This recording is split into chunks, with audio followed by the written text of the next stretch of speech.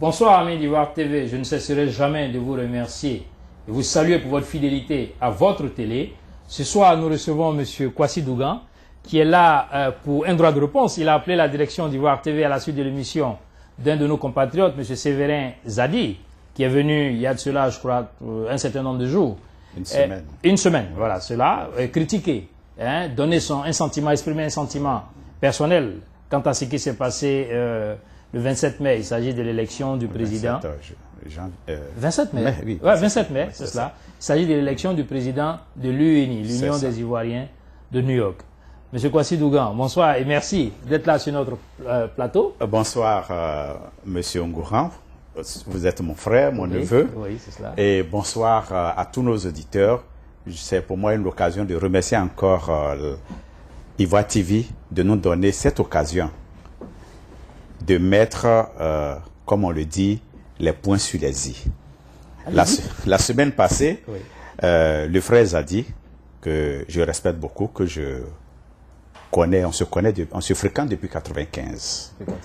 Il est venu donner certaines préoccupations des Ivoiriens, d'après lui.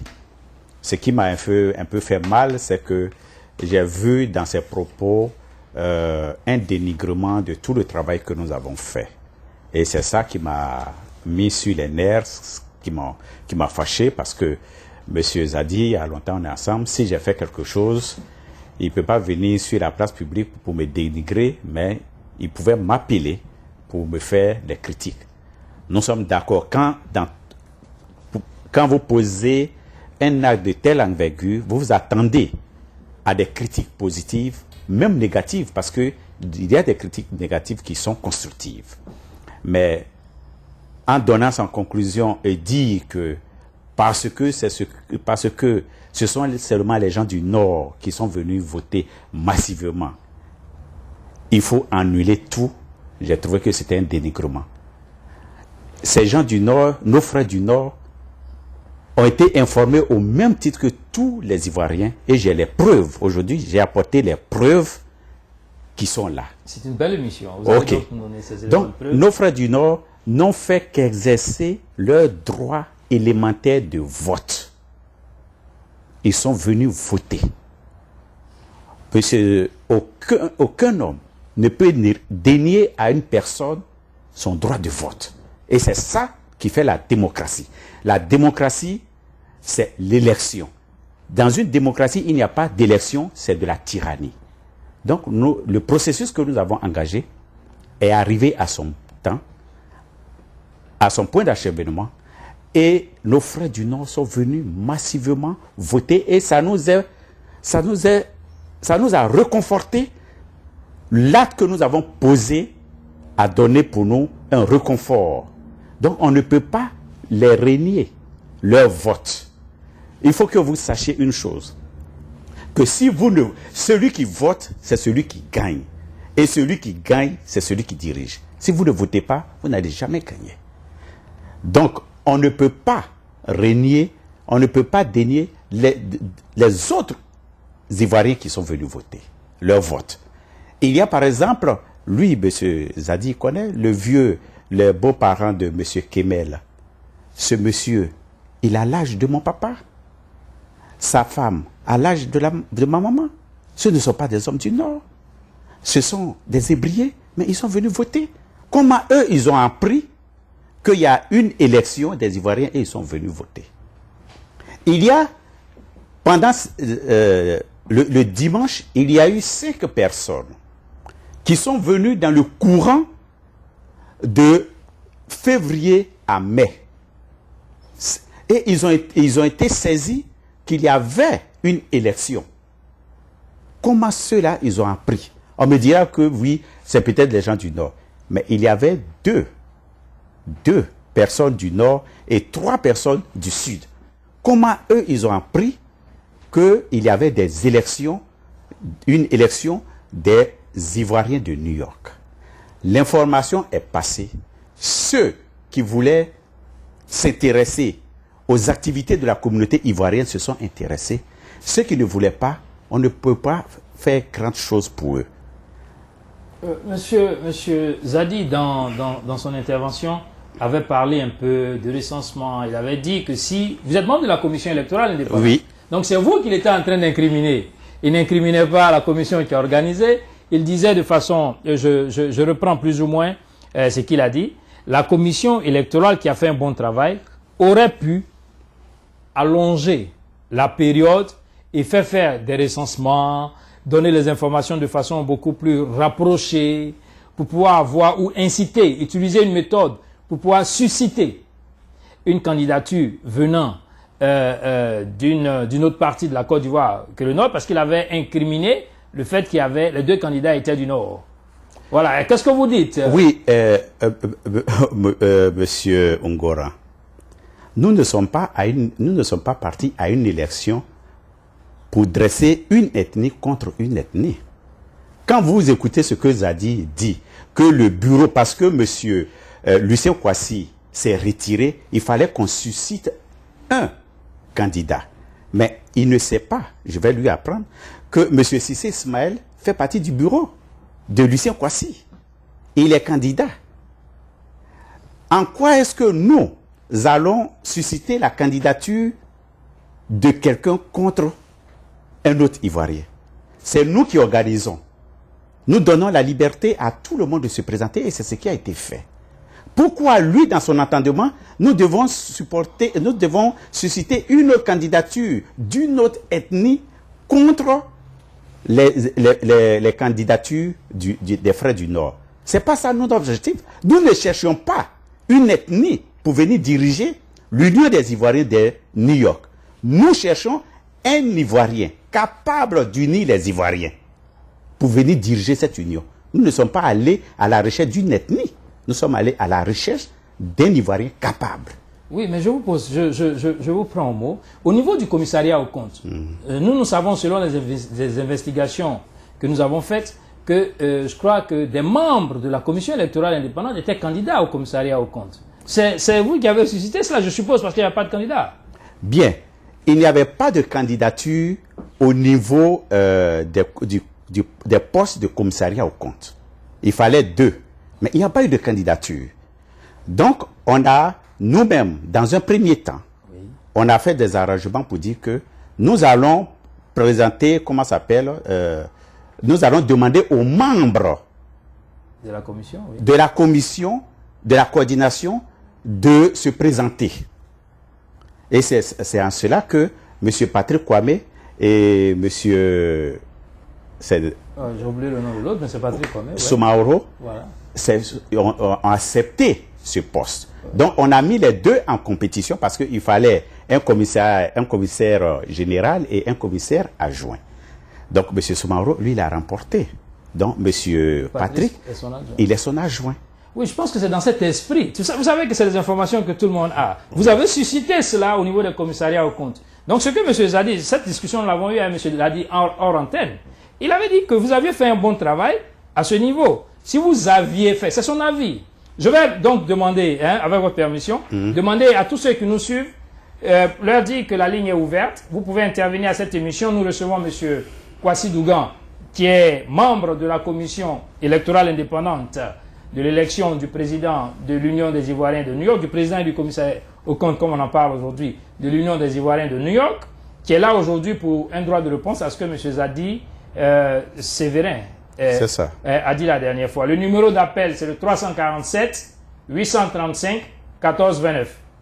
Je disais donc que la discussion que nous avons eue avec lui hors antenne, c'est ce qu'il a dit, que la commission, selon les informations en sa possession et que nous avons vérifiées, d'ailleurs, la commission électorale avait suscité au niveau des commissariats aux comptes 2 candidats et il se trouvait que ces 2 candidats, il y avait un qui venait du nord et l'autre venait de l'autre côté, donc ça établissait un certain équilibre. Peut-être que ce n'est pas fait sciemment, peut-être que c'est un hasard, mais il s'est basé là-dessus pour dire que la commission pouvait faire la même chose au niveau de l'élection du président pour que, selon lui, que ça puisse être beaucoup plus crédible. Nous, on n'a pas vu cet aspect comme ça. Nous, on a lancé une candidature, on a lancé toutes les candidatures. Il s'est trouvé que les gens se sont axés beaucoup plus sur la présidence. Ouais. Commissaire au compte, il n'y avait personne. Donc, entre nous les membres, ça a été ouvert. Ça a été ouvert. Et les deux ont accepté de jouer ce rôle-là. On ne leur a pas imposé, on ne les a pas suscités. C'est eux-mêmes qui ont accepté volontairement de jouer ce rôle. Donc on les a mis les deux en compétition. Mais je le dis, dans l'esprit que M. Zadi a exprimé la dernière fois, pour lui, comme il y a eu deux candidats du Nord, alors le bureau devait susciter une autre candidature qui vient de l'autre côté. Mais nous, c'est ce que j'ai dit et je répète, nous ne sommes pas allés à la recherche d'une ethnie pour diriger les Ivoiriens. Nous sommes allés chercher un Ivoirien, quel que soit d'où il vient, capable d'unir et faire le travail des Ivoiriens. Maintenant, vous pensez que ça peut arriver? Il a dit que sur 906, je ne sais pas d'où il tient ces statistiques, nous n'avons pas de statistiques précises. Oui. Il a dit sur 906, il y a 875 qui viennent du Nord. Et que selon lui, cela n'est pas fait pour pouvoir rassembler tout le monde. Il a même utilisé le terme de club nordiste. Il a précisé que cette expression n'est pas faite pour pouvoir diviser les gens, mais bien au contraire, pour les rapprocher. Qu'est-ce que vous pensez? Parce que je sais que votre objectif est de pouvoir mettre tous les Ivoiriens ensemble. Est-ce que vous pensez que cela, le fait qu'il y ait plus de personnes venant du Nord, va faciliter le travail du président nouvellement élu? Ou qu'est-ce que vous allez faire, vous qui êtes des anciens, vous qui avez initié cette affaire, pour pouvoir l'amener à pouvoir atteindre son objectif? D'abord, je demande à M. Zadi de nous prouver où il a eu ces 875 nordistes votants. Où il a eu ça? Nous, les Ivoiriens se sont présentés à nous, on les a recensés. Et on a, en dehors de ceux qui n'ont pas pu voter, et de ceux qu'on a rejetés parce qu'ils n'avaient pas les papiers au complet, il y avait 904 qui ont voté. 904, nous disions 906. 904, sur les 904, il y a eu 8 bulletins nuls. Faites le calcul. D'où lui, il a eu ces 875 nordistes. Parce que, contrairement à ce que on pense, les Ivoiriens des autres bords sont venus massivement voter. Je prends un exemple. Le groupe Baoulé, le groupe Akan, les Atiers, les Baoulés, les Agnis, les Abais sont venus massivement voter. Même son groupe BT dont il parle, les BT sont venus plus que 10. Parce qu'à un moment donné, il a dit que il y a eu 10 non du Nord qui ont voté. Mais à ce que moi j'ai vu, parce que c'est moi qui contrôlais tout le monde à l'entrée, voilà, il y a eu au moins plus de 10 BT. Parce qu'il y a des BT même que je ne pensais pas qu'ils allaient être là, sont venus avec leurs femmes pour venir voter.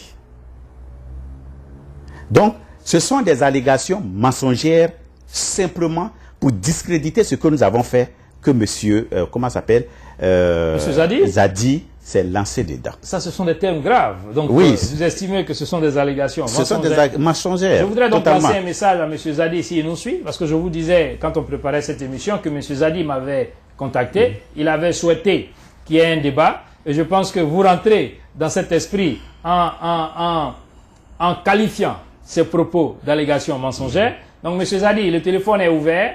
Monsieur Dougan est ici en droit de réponse à ce que vous aviez dit la semaine dernière. Vous pouvez intervenir parce que quand vous étiez en train d'intervenir, il était intervenu. Intervenez et nous allons discuter de tout cela. Je voudrais maintenant vous demander, vous qui êtes membre de la commission électorale indépendante, il y a un certain nombre d'imperfections. Qu'est-ce que vous allez nous dire pour pouvoir éclairer les uns et les autres là-dessus? Je profite de cette occasion pour en parler. Je sais que j'avais une discussion personnelle avec vous avant le... Oui, c'est cela, je pense. Et selon les documents qu'avaient reçus les candidats, moi j'étais très proche du candidat Ismaël Cissé, qui est un ami personnel, de qui j'étais très proche. Il était dit qu'on allait recenser les numéros des extraits de naissance et des pièces d'identité. Moi, quand je suis allé voter, on n'a pas relevé le numéro de ma carte d'identité. Et j'ai fait des investigations par la suite. J'ai remarqué que cela n'a pas été fait. C'était dû à quoi? Les candidats n'avaient pas eu d'informations. C'était dû à quoi? Oui. Vous savez, cette élection, Ça nous a donné beaucoup de satisfaction, mais il faut le dire, on était un peu débordés. On ne pensait pas qu'il allait avoir autant de monde. Depuis plus de 20 ans, je suis ici.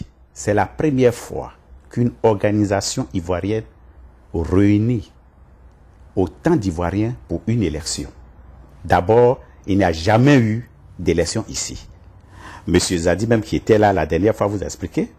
Ils ont lancé un mouvement en 1994 qui n'a jamais marché, qui n'a jamais pu rassembler 50 Ivoiriens, qui n'a jamais pu tenir des élections. Et ce groupe-là est mort. Ils ont lancé les élections, mais eux-mêmes, ils ont barricadé ces élections et les élections n'ont pas eu lieu. Le lendemain, un mois plus tard, qu'est-ce qu'ils ont fait? Ils ont fait un bureau pléthorique de plus de 35 personnes avec des postes vides dedans. Donc, le 27 passé, on était vraiment débordés. On avait pris des dispositions, mais avec l'affluence des gens, on a trouvé que ce n'était plus la peine de relever le numéro des pièces. L'essentiel, on voulait les noms des personnes, leur adresse et leur téléphone pour pouvoir servir au bureau qui va venir. Et on a trouvé que c'était des informations aussi sensibles que de relever les numéros de ces pièces. C'est pour cela qu'on a mis un blackout sur les numéros. On n'a pas pris. Mais ça n'enlève en rien le caractère de la pièce d'identité que vous présentez ou bien de la pièce ivoirienne que vous présentez. Ok, vous êtes le technicien qui avait organisé cela, donc vous... Parce que nous, en tant que journalistes, nous pensons que ça fait une ouverture. Parce que quand vous savez que quand... Non, on ne dit pas que c'était le cas, mais on dit que ça fait une ouverture. Parce que vous savez que quand on prend la pièce d'identité, vous savez que des gens ont des noms qui sont pareils. Nous avons discuté avec un certain nombre de personnes qui nous ont dit qu'elles ont voté 2 fois. Je vous dis, simplement parce que quand... Il n'y a pas grand monde qui nous a dit cela, mais il y a certaines personnes qui nous ont dit. Et nous savons que vous avez travaillé depuis de 6h à 21h, donc à certains moments, à 22h, donc à certains moments, il pouvait avoir certains laxismes. Donc ça s'explique. Mais au moins, si au moins vous aviez informé le candidat, ça allait être beaucoup plus facile. Même si on prenait les numéros, ça n'empêcherait pas à quelqu'un de frauder. Si seulement c'était informatisé et qu'on introduisait par numéro, on pouvait attraper ceux qui ont déjà voté. Mais ce n'était pas informatisé. Oui. C'était dans des cahiers qu'on écrivait. Oui. Donc, c'était plus difficile, c'était difficile même de contrôler. Mais, tu vois, on a été quand même rigoureux.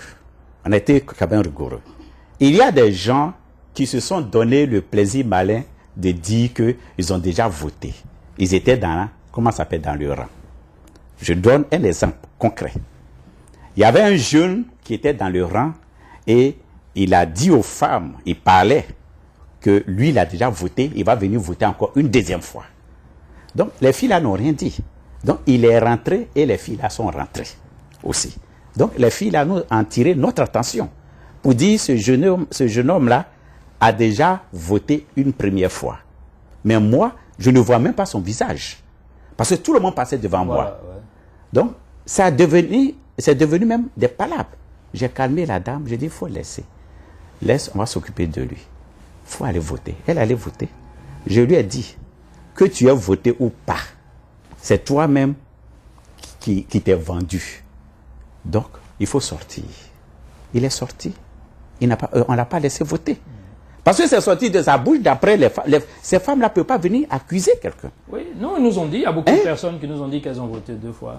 Ça, vraiment... Non, je ne vérifie pas parce que je n'ai pas la possibilité de vérifier. Bon. J'ai essayé de pouvoir vérifier dans les cahiers, je n'ai pas pu avoir. Vous savez. Tu vois, les gens parlent, mais vraiment, je ne connais pas tout le monde. Mais ceux qui sont passés là, si tu es passé une fois là, parce que les cahiers étaient alphabétisés. Oui. Donc, si tu devais repartir chez la même personne, encore, vraiment... Bon, la fraude est humaine. Voilà, on ne peut pas tout contrôler. Oui. Je pense que la prochaine fois, c'est ce que nous attendons. Des critiques positives et des critiques négatives, mais pas des dénigrements. Oui. Vous revenez sur le mot. Oui, c'est ça que nous ne sommes pas d'accord. Oui. Donc, les prochaines élections, nous ferons tout pour que ces élections soient encore plus transparent et meilleur à ce que nous venons de vivre. Donc, je voudrais donc vous demander si vous êtes ouvert au débat. Parce que monsieur Zadie Sévérin ne réagit pas. Non, mais on n'a pas besoin de venir encore faire un débat. Monsieur Zadie a énuméré un certain nombre de problèmes. Oui. Le plus important sur lequel monsieur Zadie a, a insisté, c'est que pour lui, c'est les gens du Nord seulement qui ont été informés massivement et que les autres n'ont pas été informés. Et c'est pour ça que j'ai envoyé des preuves pour dire, oui, je vais venir dessus, pour dire que tout le monde a été informé. Et je vais dire une chose, je vais rectifier certaines choses. Lui, il dit qu'aujourd'hui, nous venons d'avoir son premier président. Ce n'est pas M. Kwasi Lucien qui a suscité. C'est un certain Kina et oui, qui a suscité la création de ça parce que le président Laurent Gbagbo est venu ici en 2008 et il était dans la salle, il a trouvé qu'il n'y avait aucun Ivoirien pour parler au nom des Ivoiriens, poser le problème des Ivoiriens. Et ça a fait un déclic, il a dit non, il faut qu'on mette une association ensemble. Et comme c'est lui qui était chargé de l'organisation au niveau de AFIA, il a organisé le barbecue de AFIA, vous étiez là, et il a profité pour inviter plus de 6 associations. Et c'est arrivé là-bas, il nous a mis devant les faits, on a appelé les chefs à côté, et on a dit, créez-nous une association au niveau de tous les Ivoiriens. Et c'est ceux-là, les chefs, qui ont choisi M. Kwasi Lucien pour présider à ceux-là. Les travaux ont commencé d'abord à Queens. Et après, M. Kwasi Lucien s'est rendu compte que, en faisant ça à Queens, les Ivoiriens qui sont majoritairement dans les autres quartiers, par exemple à Manhattan, Bronx et autres, ne pouvaient pas participer. Donc, il a pris ça, il est venu maintenant exposer ça devant tout le monde. Et il a invité tout le monde à cette rencontre. Même les politiciens. M. Fatouré était là en tant que représentant du RDR. M. Karamoko, qui est président, il était assis là. Certains n'ont pas voulu qu'il amène ce débat-là dans ce lieu-là. Donc, ils ont quitté les rangs. M. Kwasi Lucien, il a étoffé son bureau en mettant M. Ismaël Cissé comme son co-coordinateur, qui n'était pas dedans au préalable. Donc, à cette première réunion, j'étais présent et ça a été filmé. Et c'est là que j'ai pris la parole et j'ai lancé... Nous avons M. Zadie Sévérin qui appelle. Hein?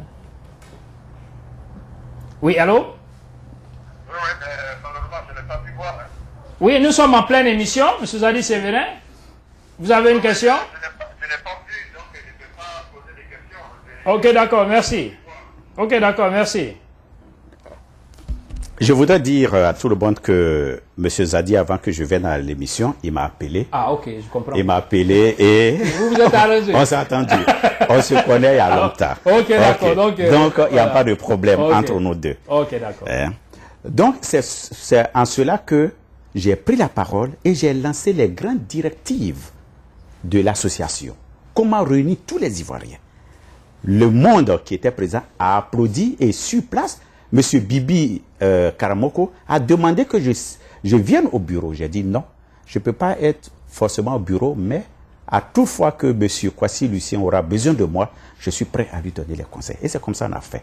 Premièrement, on a dit d'informer massivement tous les Ivoiriens. Ça a été fait. On a recensé les associations des Ivoiriens et on a demandé de convoquer les chefs d'associations. Ils ont été convoqués. Certains sont venus, certains ne sont pas venus. On a demandé, bon, si les présidents des associations sont beaucoup occupés, chaque association n'a qu'à envoyer 2 membres pour siéger à la coordination, pour suivre les travaux et rendre les comptes à leur association. C'est ce qui a été fait. Certaines associations ont envoyé des membres, certaines associations n'ont pas envoyé de membres. Est-ce que vous voyez? Maintenant, pour la commission électorale. Pour la commission électorale, comment ça a été formé? On a divisé la Côte d'Ivoire en 5 grandes régions, c'est-à-dire le nord, le sud, l'est, l'ouest et le centre. On dit on veut un représentant par groupe. Est-ce que vous voyez? On veut un représentant par groupe et un représentant de la communauté musulmane, c'est-à-dire on a pris l'imam Konaté, un représentant de la religion chrétienne, ça a été pasteur Amisha. Un représentant des femmes, ça a été la sœur Guédé, que je connais cette femme par l'intermédiaire de M. Zadi. C'est par M. Zadi que moi j'ai connu cette femme. Est-ce que vous voyez? Et ainsi de suite. M. Ismaël Cissé était chargé de prendre contact avec les gens de l'Ouest pour avoir un représentant. Il a appelé le grand frère Oulaï Pierre, le mari de notre sœur Monique, pour lui dire, nous voulons un représentant de l'Ouest. Il lui a dit, non, il faut te référer à M. Séa. Il a appelé Séa. Le temps que ça prenait, le calendrier dans lequel nous étions passé, il y avait déjà M. Sompoyi, qui était installé maintenant à New York depuis un certain temps, et qui avait assisté aux dernières réunions de la coordination. Il a assisté les 2 ou les 3 dernières réunions. On dit, mais s'il y a quelqu'un de l'Ouest qui est déjà dans la salle, on va le prendre. C'est comme ça qu'on a pris le professeur Sompoyi pour siéger à la commission électorale. À l'Est, il y avait moi qui était chargé de trouver quelqu'un qui vient de l'Est, c'est-à-dire un Agni, et quelqu'un qui vient du centre. Et comme on avait notre association à débat qui regroupe les Agni et les Baoulés, j'ai appelé le président, M. Fidèle, je lui ai dit, bon, à la prochaine réunion, dimanche prochain, désigne-nous 2 personnes, un Baoulé et un Agni, pour venir siéger à la commission électorale indépendante. Après la réunion, j'ai appelé le frère. Monsieur le Président, est-ce que tu as trouvé les 2 représentants? Il m'a dit, j'ai posé la question, j'ai donné ton information aux gens. Personne ne s'est porté volontaire. C'est ce qui a fait que j'étais obligé de siéger à la commission électorale au titre des gens du centre. Et M. Patrick Kwame siégeait au titre, parce qu'il vient de l'Est, siégeait au titre des gens de l'Est. Voici comment la commission électorale a été faite. Et au sud, on avait déjà des représentants. Il y avait M. Bertrand Cotran qui était là. Il y avait maman ministre qui était là. On avait déjà, au sud, on avait déjà des gens. Donc c'est comme ça, les gens ont été informés. Quand aujourd'hui les gens disent qu'ils n'ont pas été informés suffisamment, c'est pas juste. M. Patrice Kouabé, il a photocopié, il a fait 300 flyers. Il s'est promené de porte en porte à Queens pour donner les flyers à des Ivoiriens qu'il connaissait. Poster ça dans les coins publics où les Ivoiriens fréquentent. Il a fait la même chose à Brooklyn. On a utilisé toutes les voies. Ivoire TV, Abidjan TV a été pratiquement la première chaîne où monsieur Lucien Kwasi est passé pour exprimer, pour dire aux Ivoiriens, pour annoncer aux Ivoiriens qu'il y avait une coordination. Et je vais vous dire, vous savez pourquoi on a choisi le mot coordination? On n'a pas voulu choisir le mot de association des Ivoiriens, parce que si on mettait un président, les gens allaient se plaindre, ils allaient dire, mais qui vous a nommé? C'est pour ça qu'on a dit, pour couper court, on dit c'est une coordination. Monsieur Lucien Kwasi n'était pas président, il était seulement le coordinateur général, pour éviter tout problème. Les Ivoiriens ont été massivement informés. On a choisi la presse, le griot. Le griot, monsieur Kwasi Lucien, a fait des déclarations là-bas. À certaines personnes, il a envoyé à certains responsables, des chefs. Monsieur Kwasi Lucien a envoyé des emails que je lui ai demandé de me tout forward, qui me les a envoyés, que je peux vous présenter. Déjà, il a envoyé des emails à certaines personnes. Mais les gens ne veulent pas s'intéresser. Les gens ne sont pas intéressés. Encore, on a utilisé les voies publiques, c'est-à-dire pendant les manifestations des Ivoiriens où les Ivoiriens se retrouvent. Au cours de 2 fêtes organisées par ICD, dont la présidente est Baba André, que j'admire beaucoup, c'est une jeune dame très posée, très dynamique, elle est très dévouée, elle est très intelligente. Elle est très intelligente. C'est la présidente de ICD. On a organisé 2 soirées. De l'indépendance de la Côte d'Ivoire, le 49e et le 50e anniversaire. M. Kwasi était là, où on a résolu, tu étais là. M. Kwasi Lucien est venu présenter sa coordination à tout le monde.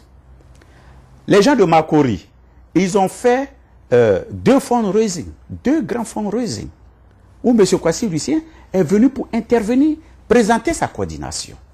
À des funérailles, M. Kwasi Lucien était là. M. Kwasi Lucien est passé dans, comment ça s'appelle, dans certaines associations, dont j'ai des emails de correspondance, de demande de venir parler de sa coordination avec eux. Et les associations dont je parle là, je ne parle même pas des gens du Nord, hein, parce qu'ils étaient déjà massivement informés. C'est-à-dire, dès qu'ils ont appris qu'il y avait cette coordination, ils sont venus massivement. On ne peut pas les empêcher. On ne peut pas empêcher un citoyen de participer à la vie communautaire, aux activités communautaires de leur chose. C'est très juste ce que vous dites. Donc, les gens ont été suffisamment informés. Vous en avez donné suffisamment de preuves de ce que les gens ont été informés. Sont sortis seulement que ceux qui voulaient sortir et ceux qui étaient intéressés. C'est ça. Maintenant, quels sont les conseils, selon vous, qu'il faut faire? Qu'est-ce qu'il faut faire pour pouvoir faciliter la tâche au président nouvellement élu?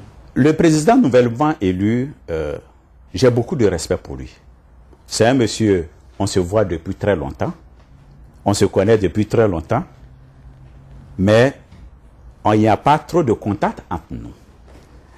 Mais depuis qu'il a été élu, il m'appelle régulièrement. Et je suis très content pour cette considération qu'il m'apporte, qu'il a envers moi. C'est un monsieur que les gens connaissent très peu, il parle très peu, comme un de nos frères qui disait la dernière fois, après les élections, moi je n'ai pas voté pour Fofana Kramoko. Ce monsieur-là, on est tous dans le même garage, mais il ne m'a jamais dit bonjour. J'ai dit, ah bon, il t'a jamais dit bonjour? Mais est-ce que toi, tu lui as dit une fois bonjour? Il dit, ah non, mais si tu ne me dis pas bonjour, moi je ne te dis pas bonjour. Je dis, mais ce que tu dis là, lui aussi dit ça. Donc, on doit se dire bonjour. Et je suis très content. Il est en train de faire un grand travail souterrain parce qu'il me fait de temps en temps, comment ça s'appelle, il m'appelle pour me mettre au courant de ce qu'il est en train de faire. Il est en train de faire son bureau et il me dit, doyen Kwasi, je suis en train de tout faire pour faire un bureau pour que tous les Ivoiriens se reconnaissent dedans. C'est déjà un bon pas. Et il est en train d'appeler les doyens de notre communauté ivoirienne. Il rentre en contact avec eux. Il les appelle. Il prend rendez-vous avec eux. C'est déjà un bon truc. Ce que je voulais terminer sur ce point, je ne veux pas qu'on juge M. Karamoko à partir de son ethnie, parce qu'il vient du Nord. Mais je veux qu'on le juge sur son travail, sa capacité à réunir les Ivoiriens, ses possibilités qu'il a en lui à pouvoir servir la communauté ivoirienne. C'est là que je veux qu'on le juge, mais pas sur son ethnie.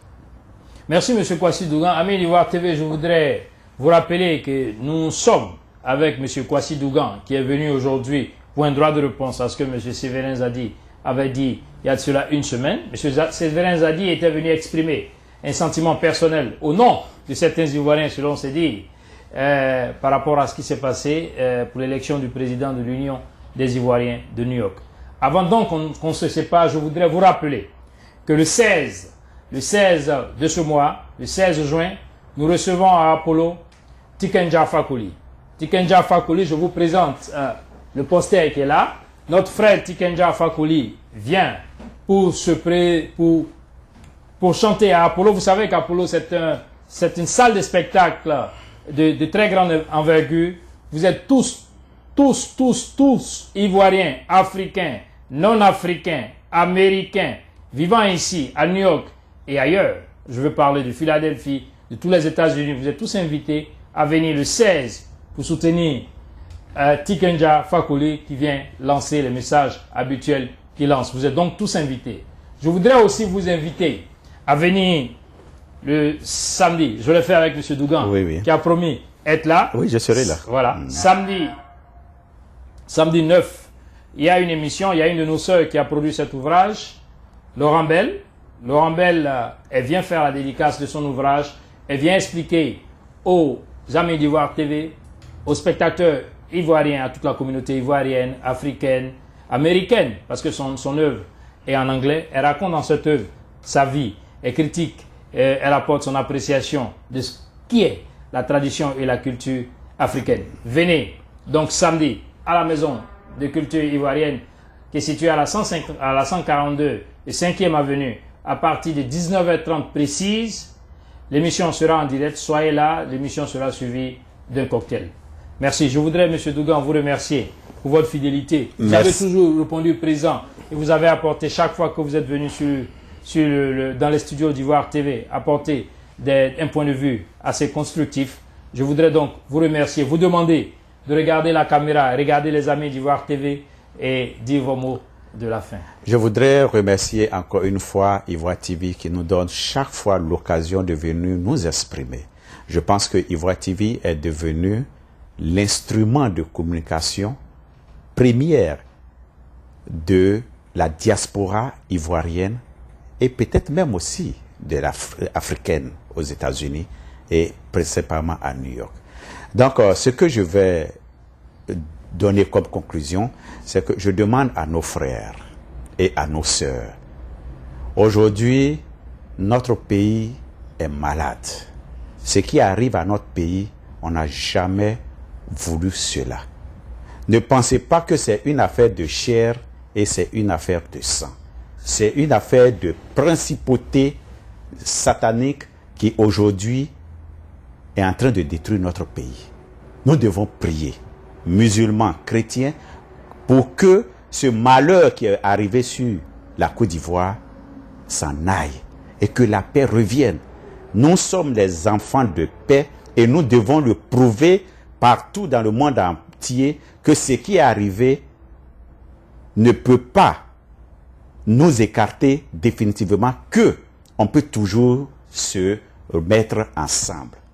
Je dis aux Ivoiriens, les liens de parenté que nous avons tissés en Côte d'Ivoire, les liens de fraternité que nous avons tissés entre les peuples sont plus importants qu'une victoire politique. Je vous remercie. Merci M. Kwasi Dougan. Merci Amis d'Ivoire TV pour votre fidélité à notre télé. Bonsoir et à très bientôt.